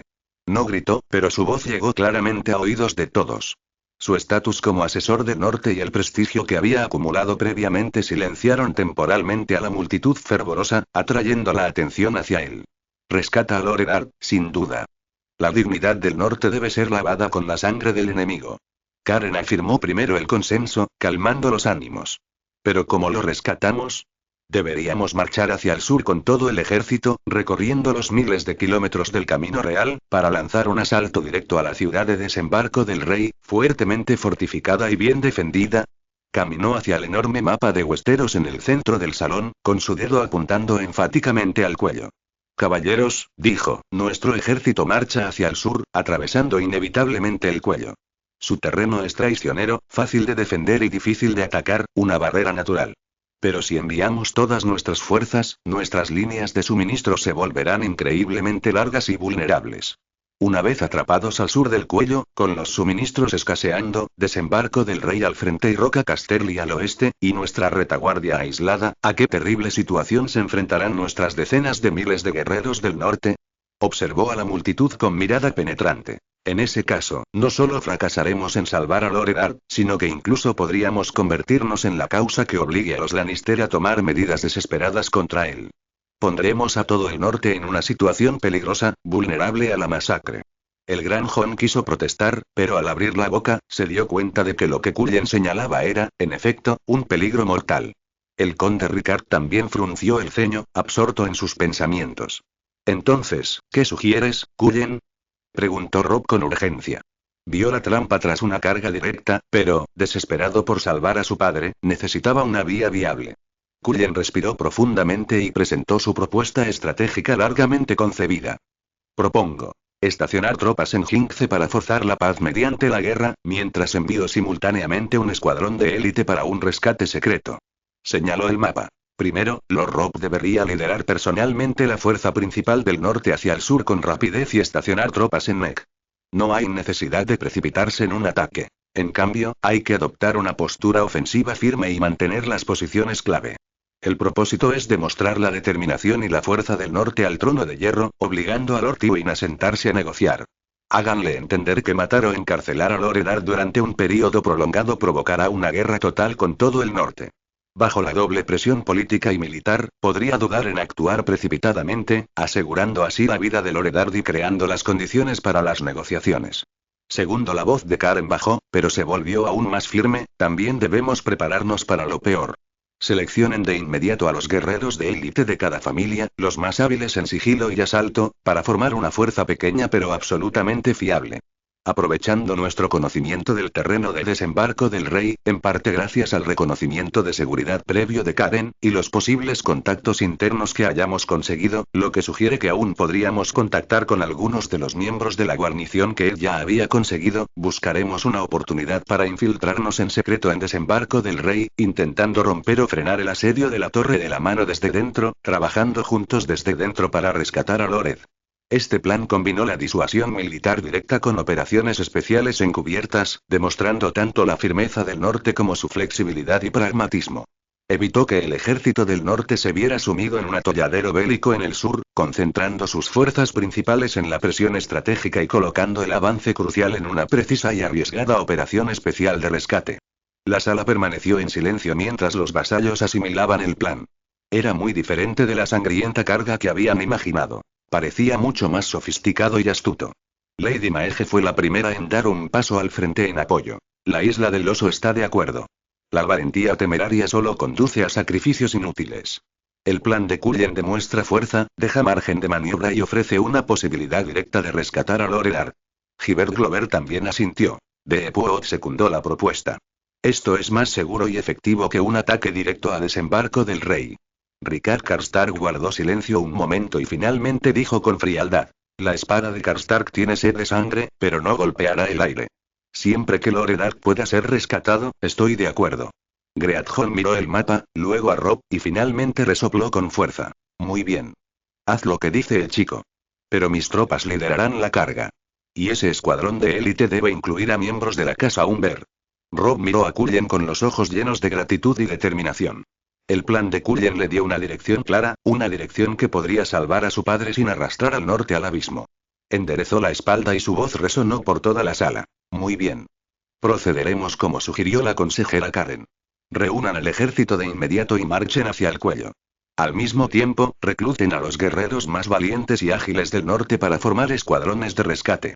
La furia del norte no se disipó en llamas ciegas, sino que, guiada por Karen, se fusionó en una espada helada, lista para ser desenvainada. Una espada que poseía un poder abrumador y ocultaba una agudeza mortal.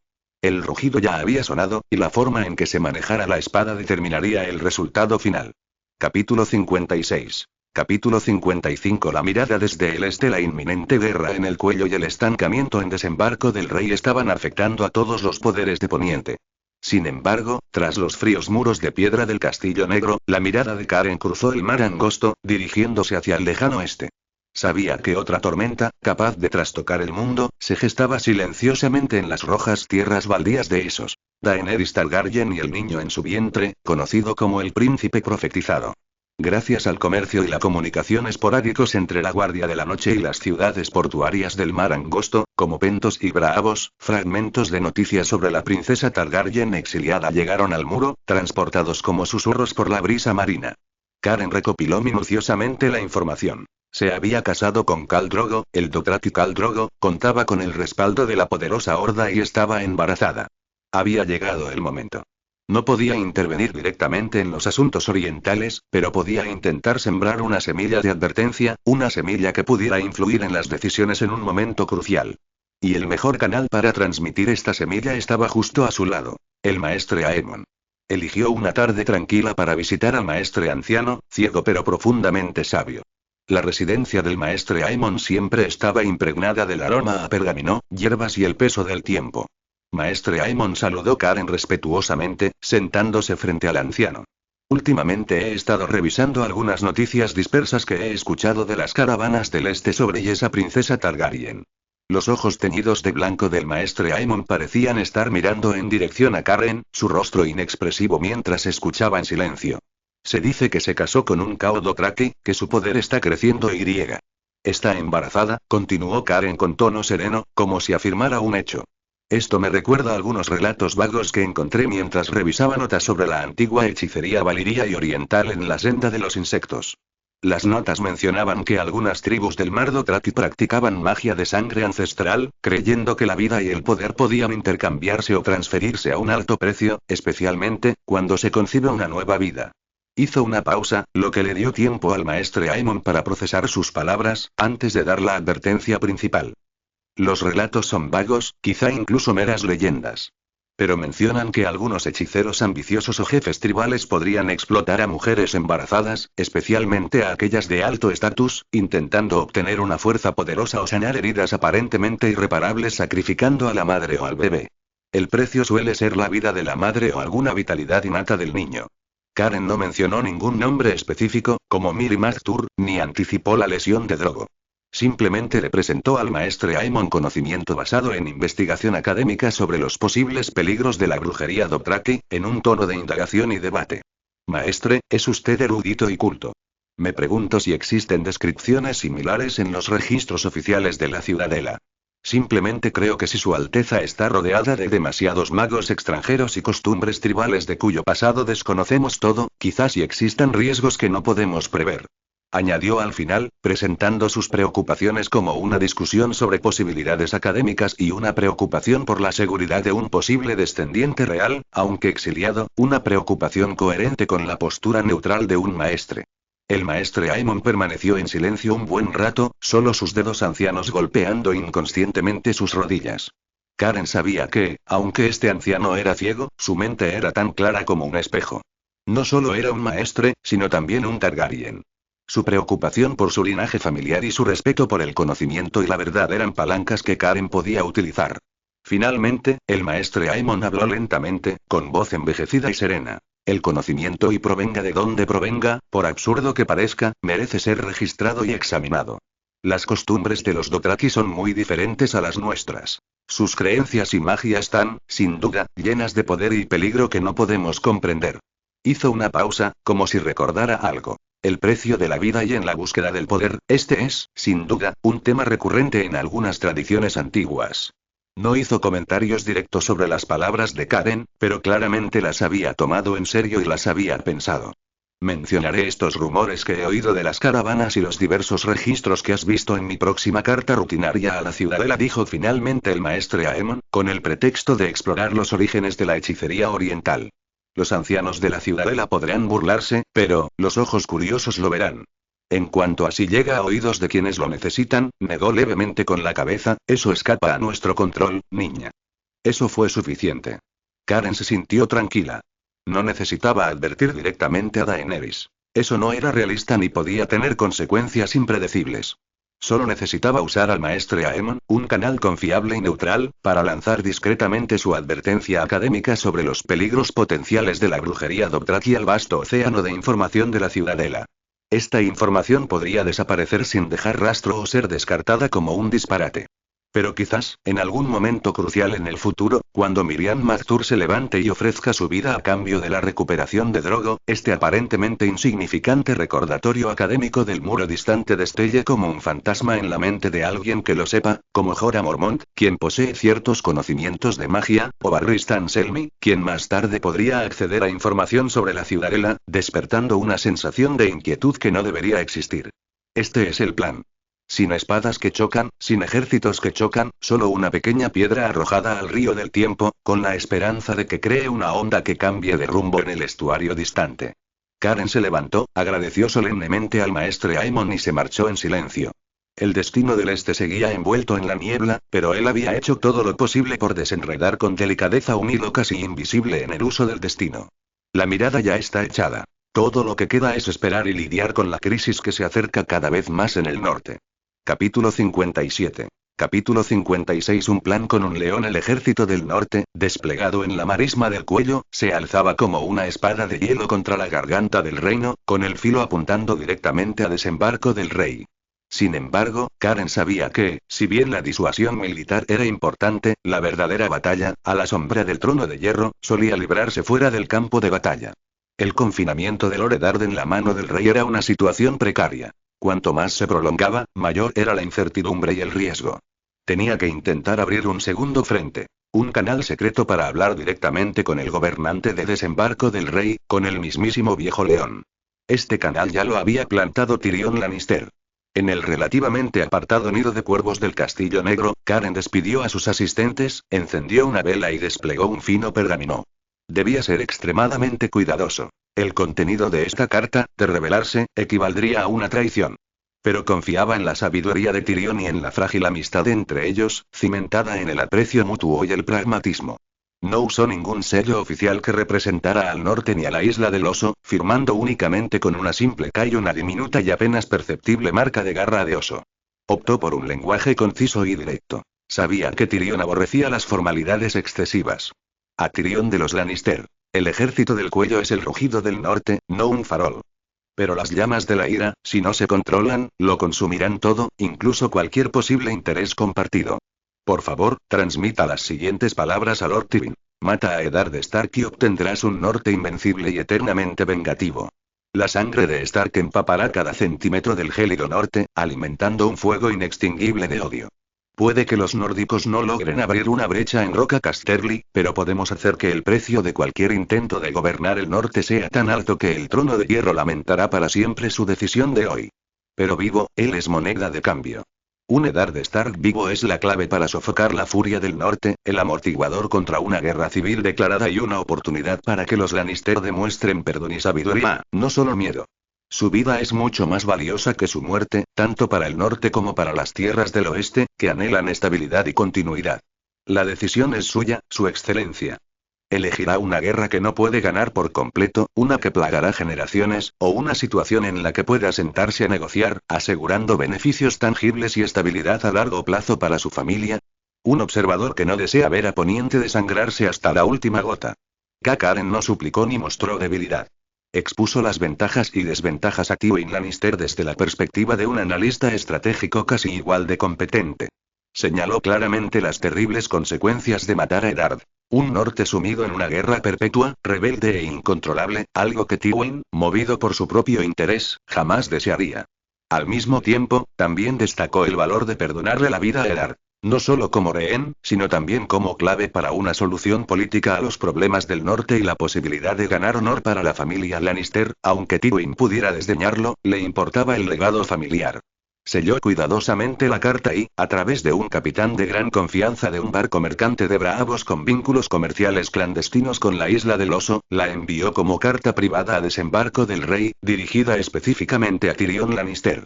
Creía que Tyrion, con su intelecto, reconocería el valor de la carta y se la entregaría a su padre en el momento más oportuno. Esta fue una jugada arriesgada. Tywin Lannister era conocido por su crueldad y venganza. Esta carta podría enfurecerlo. Pero Karen apostaba por los precisos cálculos de Tywin sobre los intereses familiares y las realidades políticas, trascendiendo las emociones personales. Apostaba a que Tywin comprendería que, con el ejército del norte presionando y la férrea defensa de Eddard, matar a Eddard era la peor opción posible, mientras que usarlo para buscar una solución política era la opción menos costosa y más rentable. Tratar con un león por su piel. La clave es hacerle creer al león que conservar la piel le permitirá obtener presas más grandes y gordas que desgarrarla. El mensajero partió silenciosamente con la carta, una carta capaz de desatar un revuelo. Cullen se encontraba en lo alto de los muros del Castillo Negro, mirando hacia el sur. Había hecho todo lo posible, empleando tanto la presión militar como las maniobras políticas. Ahora, la pelota estaba en el tejado de Tywin Lannister. El destino del norte, la vida o la muerte de Eddard Stark, e incluso el futuro de todo el reino, dependerían del siguiente movimiento del viejo león. Y Cullen, esta anomalía de la isla del oso, ya había intervenido en esta lucha de poder entre los 7 reinos, aunque nadie lo supiera. Capítulo 58. Capítulo 57. La semilla de la verdad. El estancamiento en el cuello y las tensiones subyacentes en desembarco del reino hicieron que Karen perdiera la vigilancia sobre las tierras al norte del muro. Sabía que, independientemente de cómo se desarrollaran los juegos de poder entre los 7 reinos, la verdadera y devastadora amenaza del lejano norte siempre pendía como la espada de Damocles sobre la cabeza de todos. La frágil conexión que había establecido con Ygritte era un canal crucial a través del cual podía enviar advertencias más allá del muro. Regresó a la plataforma megalítica erosionada por el viento en el límite del bosque. El viento era aún más cortante que antes, y el cielo estaba nublado, como si se avecinara una ventisca aún mayor. Volvió solo, desarmado, con un porte sereno. Esta vez, la carta que dejó era más directa y más peligrosa. Envueltas en hule, había 5 puntas de flecha de vidriagón, meticulosamente elaboradas, que brillaban con una luz letal. A diferencia de las puntas de flecha que habían servido como muestras y símbolos, estas eran armas reales que podían montarse en astas, y sus filos brillaban fríamente en la penumbra. Junto a la flecha seguía la misma piel de oveja curtida. Pero el dibujo había cambiado. El tema principal seguía siendo una figura aterradora, similar a un esqueleto andante, delineada con líneas blancas toscas que representaban a los caminantes blancos. Pero esta vez, la figura blanca estaba representada con mayor detalle, rodeada de líneas cortas y temblorosas que representaban el hielo, la nieve y la muerte, lo que la hacía aún más opresiva. En el centro de la imagen se encuentra una flecha de cristal de dragón, de color negro azabache y meticulosamente detallada, que perfora con precisión el pecho de la figura blanca. En el punto de impacto, Karen añadió varias grietas radiales con carbón, simbolizando la desintegración del objetivo. Debajo, incluso dibujó una figura igualmente blanca tendida en el suelo, rodeada de fragmentos que asemejan cristales de hielo. Todo el dibujo transmite un mensaje simple, brutal y directo. Esta piedra negra puede destruir a estos demonios blancos. No hay palabras ni explicaciones. Cree que cualquier hombre libre que sobreviva más allá de la Gran Muralla, que haya oído hablar de las antiguas leyendas, o incluso haya presentido vagamente la presencia de algo frío, comprenderá su significado al ver el dibujo y la afilada flecha negra. Con cuidado, colocó el bulto de hule en la grieta de la roca y lo cubrió con piedritas.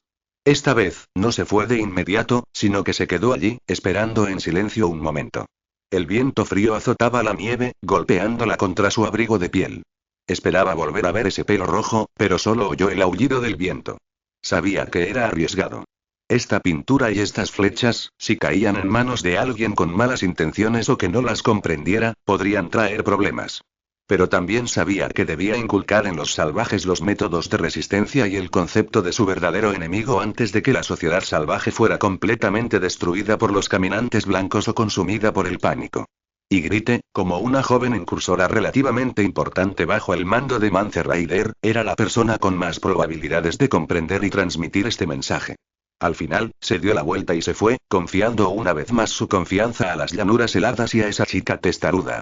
Unos días después, cuando regresó al punto de intercambio, el bulto de hule que se encontraba en las grietas rocosas había desaparecido. En su lugar había una jarra de madera, un poco más grande que antes, y un pequeño bulto de raíces secas de plantas de color morado oscuro, atadas con una cuerda de cuero. Karen tomó el frasco, lo abrió y encontró el mismo ungüento potente para la congelación, pero en mayor cantidad que antes. Lo guardó con cuidado.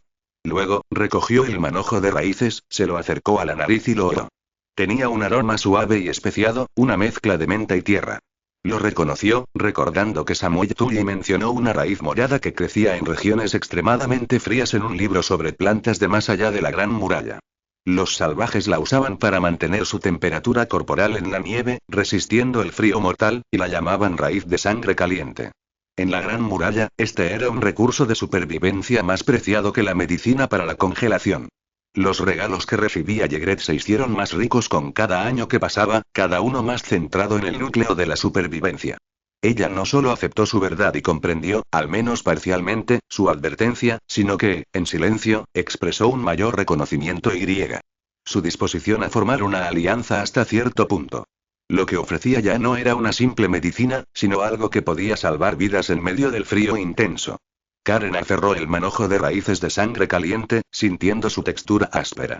Sabía que la semilla de un enemigo común y de métodos de confrontación se había sembrado con éxito y en silencio en la tierra helada de la frontera. Queda por ver si brotará, se propagará entre las tribus salvajes y desempeñará un papel en la futura guerra contra los caminantes blancos. Pero esta semilla de la verdad, que lleva la agudeza del vidriagón y las expectativas de Karen, ha cruzado el muro y ha caído en manos de una figura clave que potencialmente podría cambiar el curso de la guerra. El plan ha dado un paso más. Ahora necesita más vidriagón, y aún más tiempo, para esperar a que estas semillas sembradas broten en el momento oportuno. Y el tiempo se vuelve cada vez más urgente para todos. Capítulo 59. Capítulo 58. Autorización del comandante. El cuervo de Karen regresó al Castillo Negro con las últimas noticias del cuello y el estancamiento en desembarco del rey. Mientras tanto, a través de canales especiales en la isla del Oso, envió un informe más detallado al Lord Comandante George Mormont, analizando la situación actual y presentando formalmente una audaz solicitud. Permitirle viajar al sur como asesor honorario de la Guardia de la Noche para intervenir e intentar una mediación. Sabía que esta petición era casi presuntuosa. La Guardia de la Noche juró no participar en el conflicto de los 7 reinos. Pero también sabía que George Mormont no era un pedante. Veía más allá que la mayoría. Una guerra civil declarada en el norte sería un desastre para el muro, que dependía del apoyo de los 7 reinos. Y un Eddard Stark vivo que pudiera estabilizar el norte era crucial para los intereses a largo plazo del muro. Unos días después, llegó la llamada del Lord Comandante Georg Mormont. Cuando Karen entró en la torre de mando, encontró a Bowen Marsh, el oficial de asuntos, ya allí, con la expresión tan seria como siempre, incluso con un atisbo de desaprobación. Karen, la voz de Geo era profunda y directa: he recibido tu solicitud. Bowen la considera una grave violación del juramento. Miró al mayordomo. Comandante en jefe, la Guardia de la Noche no participa en los conflictos internos del reino. Es una regla férrea. Enfatizó Marky de inmediato. ¿Enviar asesores al sur para mediar? Inaudito. Destruiría la milenaria tradición de neutralidad del muro. Karen no refutó directamente a Marky, sino que miró a Geo con tono firme. Comandante en jefe, la mayordomo Marky tiene razón. La neutralidad de la Guardia de la Noche es, sin duda, la piedra angular. Pero permítanme aclarar que mi propósito aquí no es participar en las luchas internas del reino, sino salvaguardar los cimientos mismos de la supervivencia de la Guardia de la Noche. Caminó hacia el gran mapa de Westeros en la pared. Si Lord Eddard Stark muere, el norte se verá envuelto en una lucha a muerte con el Trono de Hierro. Una guerra civil a gran escala que arrasará las tierras de los ríos, el valle e incluso las tierras de la tormenta es inminente. Dime, entonces, ¿quién se acordará de abastecer al muro con comida, armas y tropas de refuerzo? Con el reino sumido en la guerra, nuestras líneas de suministro quedarán totalmente cortadas. La Guardia de la Noche solo se enfrentará a un confinamiento absoluto, asolada por el hambre y la embestida de los salvajes. Hizo una pausa, para permitir que el peso de sus palabras se asentara. Por el contrario, si logramos facilitar las negociaciones, rescatar a Lord Eddard, calmar la ira en el norte y mantener una relativa estabilidad en el reino, el muro podrá seguir recibiendo el apoyo que necesita para sobrevivir. La mediación de la que hablo no está sesgada hacia ninguna de las partes, sino que busca romper el estancamiento y evitar el peor escenario posible. Un escenario que sería totalmente catastrófico para la Guardia de la Noche. Se volvió hacia Georg con una mirada seria y resuelta. Comandante en jefe, no solicito ir al sur como vasallo de los Stark, sino como asesor honorario de la Guardia de la Noche, para luchar por un atisbo de esperanza para el muro. No juzgaremos el bien ni el mal, ni favoreceremos a ninguna familia real. Solo haremos lo que sea mejor para la Guardia de la Noche. ¿No es esta otra manifestación de nuestro juramento de proteger el reino? Proteger el reino, ante todo, es evitar que se desintegre debido a conflictos internos. Georg escuchaba en silencio, tamborileando inconscientemente con los dedos sobre la empuñadura de su espada sobre la mesa.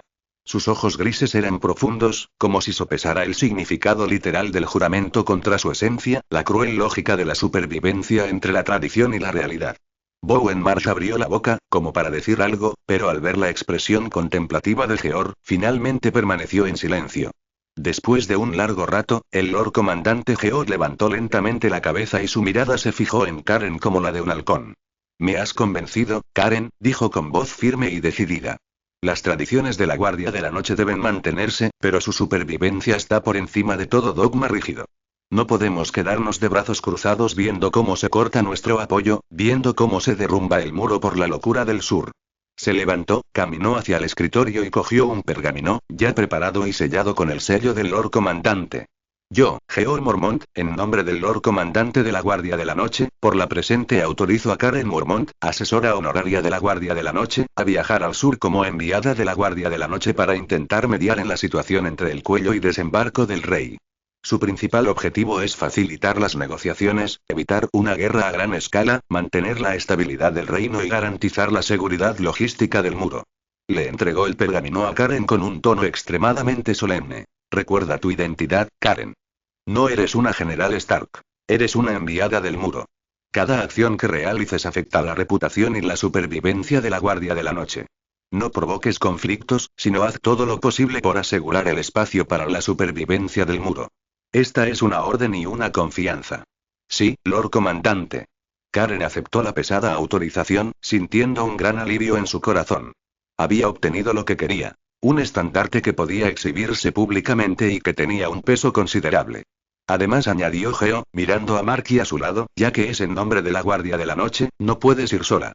Haré que Addison Tollek lleve a algunos hermanos voluntarios y no digan nada. Representan la voluntad de la Guardia de la Noche y pueden brindar ayuda si es necesario. Addison Tollek era el guardabosques silencioso y confiable que había acompañado a Cullen a la isla del Oso para confirmar la presencia de la mina de Vidriagón. Era la elección perfecta para liderar el equipo. Gracias por su apoyo, comandante. Cullen hizo una reverencia solemne. Con esta autorización oficial del muro, Cullen supo que su viaje hacia el sur ya no solo representaría a la isla del oso ni a él mismo. Llevaba consigo las esperanzas y el futuro de la Guardia de la Noche. La autorización del comandante era como una espada de doble filo en sus manos. Podía cortar los obstáculos del sur, pero también exigía que, por el bien del muro, hiciera el movimiento más preciso y fatal en este juego caótico. Capítulo 60. Capítulo 59. La alianza de los torrentes. Con una orden con el sello del Lord Comandante de la Guardia de la Noche, la identidad de Cullen había cambiado.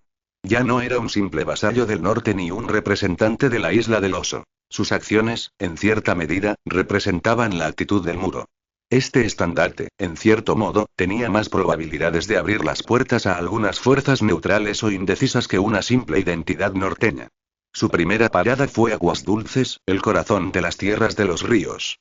La casa Tully era el pariente político más cercano de la familia Stark. Edmure Tully era hermano de Lady Catelyn, y Brynden Tully, el pez negro, era un general experimentado y muy respetado. Obtener su apoyo no solo allanaría el camino para una operación de socorro hacia el sur, sino que también aumentaría considerablemente la fuerza y el prestigio de la Alianza del Norte. Sin embargo, el ambiente en Aguas Dulces distaba mucho de ser relajado. Edmure Tully, aunque indignado por el destino de su cuñado, como duque de las tierras de los ríos, tuvo que sopesar los pros y los contras. El ejército Lannister acechaba en las tierras del oeste, y el rey, nominalmente, estaba en desembarco del rey. Apoyar abiertamente a los rebeldes del norte podría arrastrar a las tierras de los ríos a la guerra. Karen se encontró con el duque Edmure en el salón principal de Aguas Dulces. El rostro del joven duque reflejaba ansiedad y vacilación. Señora Karen, dijo Edmure, frunciendo el ceño mientras miraba la carta de autorización de la Guardia de la Noche. ¿La Guardia de la Noche también va a interferir en los asuntos de los 7 reinos? Esto y su gracia, corrigió Karen con respeto pero firmeza, la Guardia de la Noche no tiene intención de interferir en la sucesión al trono. Hemos venido al sur solo para evitar una guerra civil a gran escala que debilitaría el reino y provocaría el colapso del muro. Lord Eddard Stark es el guardián del norte. Su vida o su muerte son cruciales para la estabilidad del norte, y la estabilidad del norte está directamente relacionada con nuestra capacidad para seguir apoyando el muro. Lo que buscamos es una oportunidad para que todas las partes se sienten a negociar, no para incitar más guerras. Evitó la palabra rebeldes, definiendo las acciones del norte como un acto legítimo para mantener la estabilidad de sus propios señores y territorios, y vinculando los intereses del muro a la estabilidad del norte, un punto que Edmure aceptó más fácilmente. ¿Negociar? ¿Lord Tywin estaría dispuesto a negociar? Edmure expresó sus dudas. Las espadas del norte por sí solas podrían no ser suficientes. Pero si sumamos el poder de las tierras de los ríos y la postura neutral de la Guardia de la Noche, la balanza se inclinará. Karen miró directamente a Edmure. Los Tully y los Stark están unidos por la sangre, compartiendo la gloria y la vergüenza. Los Lannister pueden encarcelar al Guardián del Norte hoy, pero podrían volverse contra las tierras de los ríos algún día. Demostrar poder no es para la guerra, sino para obtener el derecho a negociar la paz. Si Aguas Dulces se mantiene firme del lado de Invernalia en este momento, demostrará a todo el reino que ciertos límites son infranqueables, y eso, en sí mismo, es la mejor protección para las tierras de los ríos. Las palabras de Karen aclararon lo que estaba en juego y al mismo tiempo ofrecieron a Edmure una manera de cumplir con las obligaciones familiares sin parecer demasiado agresivo. Apoyar las negociaciones en lugar de declarar la guerra directamente. Edmure reflexionó largo rato, dejando finalmente que el honor familiar y la preocupación por su hermana prevalecieran. Tiene razón, Lord Karen. La casa Tully no abandonará a los Stark. Aguas Dulces abrirá su paso hacia el norte y proporcionará todos los suministros que pueda. Pero necesito tiempo para reunir un ejército, y también necesito convencer a algunas personas. Miró significativamente a un lado del salón. Cullen sabía que se refería a la persona más difícil de persuadir. Ser Brynden Tully, conocido como Pez Negro. Cullen conoció a Pez Negro en el campo de entrenamiento de Aguas Dulces durante una reunión informal organizada por el duque Edmure. Pez Negro era como una roca erosionada, alto e imponente, con ojos afilados como los de un águila, que exudaban un aura de coraje curtido en la batalla. Su mirada hacia Cullen estaba claramente teñida de escrutinio y sospecha. ¿Un enviado de la Guardia de la Noche? La voz de Pez Negro estaba impregnada de un sarcasmo manifiesto. ¿Desde cuándo la Guardia de la Noche se ha convertido en cabildero? ¿Jeor Mormont ha perdido la cabeza? Ante la franqueza de Pez Negro, Cullen no se echó atrás, sino que se volvió aún más franco. Sir Brinden, Lord Comandante George sabe mejor que nadie lo que necesita el muro. Necesita unos 7 reinos estables, a salvo de la guerra, que le sirvan de respaldo. Mi viaje hasta aquí es menos el de un cabildero que el de alguien que lucha por la supervivencia. ¿Supervivencia? Se burló Pez Negro. ¿La supervivencia de los 7 reinos o la supervivencia de la Guardia de la Noche? En esencia, son lo mismo. Cullen sostuvo su mirada. Cuando llegue el verdadero invierno y caiga el muro, ninguno de los 7 reinos se salvará. ¿Invierno? ¿Te refieres a esto? Pez Negro señaló el cielo sombrío. ¿Qué invierno no mata? No me refiero a este invierno, señor Karen bajó la voz, con un tono inusualmente serio.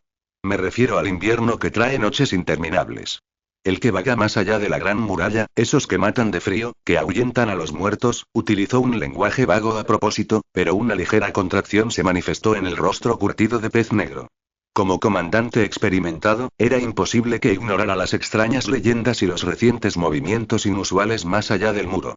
Cullen, aprovechando la oportunidad, llevó la conversación a un plano más práctico. Lord Eddard es uno de los pocos en el reino que realmente valora el muro y comprende la amenaza del norte. Rescatarlo y estabilizar el norte nos permitirá centrar nuestros esfuerzos en la verdadera amenaza del lejano norte. El apoyo de las tierras de los ríos no se trata solo de parentesco. Se trata de tener un sólido aliado norteño en la futura guerra por la supervivencia. Los Lannister solo tienen la vista puesta en el trono de hierro, mientras que el verdadero enemigo proviene de la tierra del invierno eterno. No exigió que Blackfish creyera de inmediato todo sobre los caminantes blancos. Simplemente plantó una semilla de cautela, vinculando el rescate de Eddard y la estabilización del norte con la confrontación de una crisis futura mayor. Esto coincidía con la mentalidad estratégica de Blackfish. Pez Negro guardó silencio, su mirada penetrante se detuvo en el rostro de Cullen un buen rato, como si intentara penetrarle el corazón y discernir la verdad en sus palabras. Los gritos de los soldados en el campo de entrenamiento parecieron desvanecerse en la distancia. Tras un largo silencio, Pez Negro habló lentamente, con un tono que ya no era sarcástico, sino de profunda seriedad. Vaya, algunas cosas que has dicho son tonterías. Pero tienes razón sobre Ned, sobre la importancia del norte. Hizo una pausa. Instaré a Edmure a que reúna a su ejército lo antes posible. Aguas Dulces no se quedará de brazos cruzados. No hizo más promesas, pero Cullen sabía que lo había logrado.